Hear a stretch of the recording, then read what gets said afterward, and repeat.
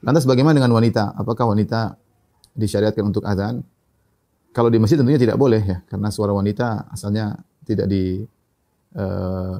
dikeraskan, tidak untuk diperdengarkan oleh banyak orang ya.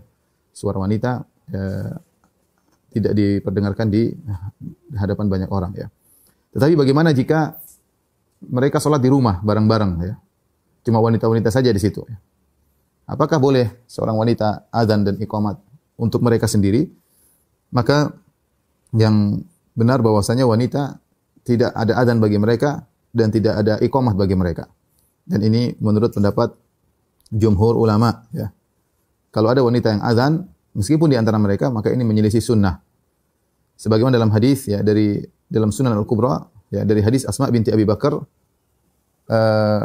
hadis ini datang meskipun hadisnya dhaif tetapi dijadikan dalil oleh para ulama ya, bahwasanya Rasulullah SAW bersabda, "Laisa 'alan nisa'i adzan wala iqamah wala jum'ah wala iktisal wala taqaddamahunna imra'ah walakin takum fi wasatihinna." Bahwasanya Nabi mengatakan wanita tidak ada adzan, tidak ada iqamah, tidak ada Jumat ya. Kemudian wanita kalau jadi imam di tengah ya. Tapi hadis ini hadisnya dhaif.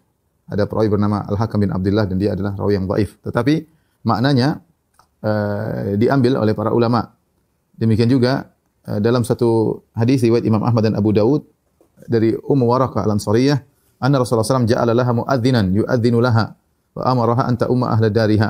Rasulullah SAW menjadikan seorang muadzin lelaki untuk mengumandangkan azan di rumahnya Ummu Waraqah.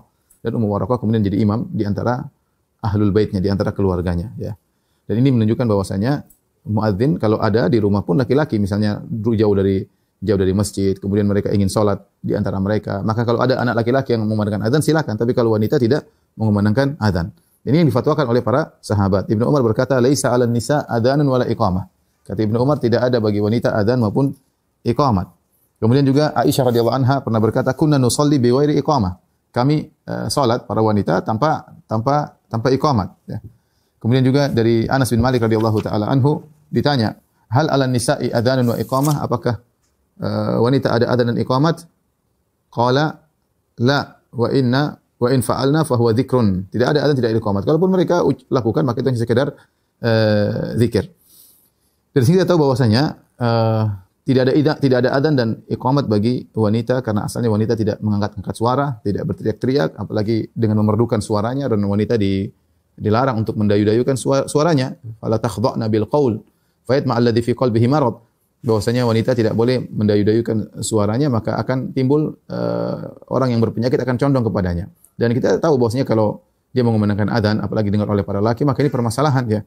Karena dia akan mengindahkan suaranya. Orang-orang akan berfitnah dengan suaranya ya.